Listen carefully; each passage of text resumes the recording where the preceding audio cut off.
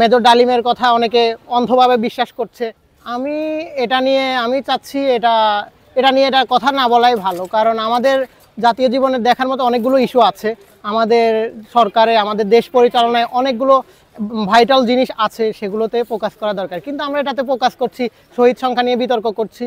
3 লাখ শহীদ হলো শহীদ, 30 লাখ শহীদ হলো শহীদ, কিন্তু আমরা এখন এটা সংখ্যা নিয়ে বিতর্ক করে শুধু সময় নষ্ট করে একটা জাতিকে ওই অনৈক্যের পথে ঠেলে দিয়ে, বিভক্তির পথে ঠেলে দিয়ে আমরা যা করছি এটা সুবিধাজনক, আমাদের জন্য তো উপকারী নাই। কিন্তু আমাদের জাতীয় ঐক্যের, আমাদের দেশের রাজনৈতিক দলগুলোর মধ্যে বা আমাদের যারা মুক্তিযুদ্ধের চেতনায় বিশ্বাস করে, সব কিছু মিলিয়ে তাদের মধ্যে, আর এই যে যারা এখন ওদের কথা বিশ্বাস করবে বা আপনার মেজর ডালিমের কথা অনেকে অন্ধভাবে বিশ্বাস করছে, সো এদের মধ্যে যে বিভক্তিটা হবে, আমাদের জাতীয় ঐক্যের যে আমাদের ঘাটতি হবে, এটা আমাদেরকে আসলে আমাদের উপকারের বদলে আমাদের ক্ষতিই করবে, আমাদের দেশের জন্য, জাতির জন্য ক্ষতিই করবে।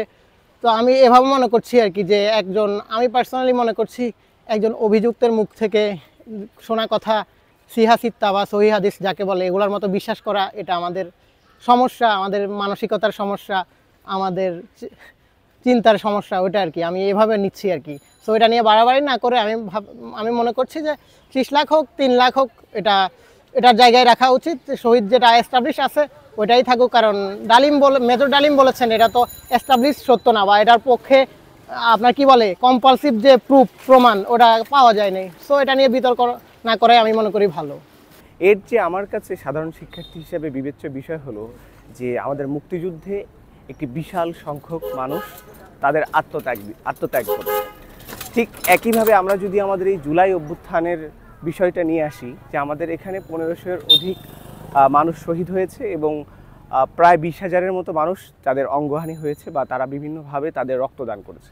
তো এর পরবর্তীতে কখনো যদি এই বিষয়টিকে সামনে রেখে এসে কেউ আমাদের শহীদদের সংখ্যা নিয়ে প্রশ্ন তোলে, সেইটার চেয়ে মূল বিবেচ্য বিষয় হচ্ছে যে এই আমাদের অর্জন, সেটা হোক 71 কিংবা আমরা যেটাকে স্বাধীনতা 2.0 বলছি, এই জুলাই অভ্যুত্থান, সেইটার পেছনে একটা বৃহৎ মানুষের যে আত্মত্যাগ আছে, একজন সাধারণ শিক্ষার্থী হিসেবে সেটি আমার কাছে মূল বিবেচ্য বিষয়।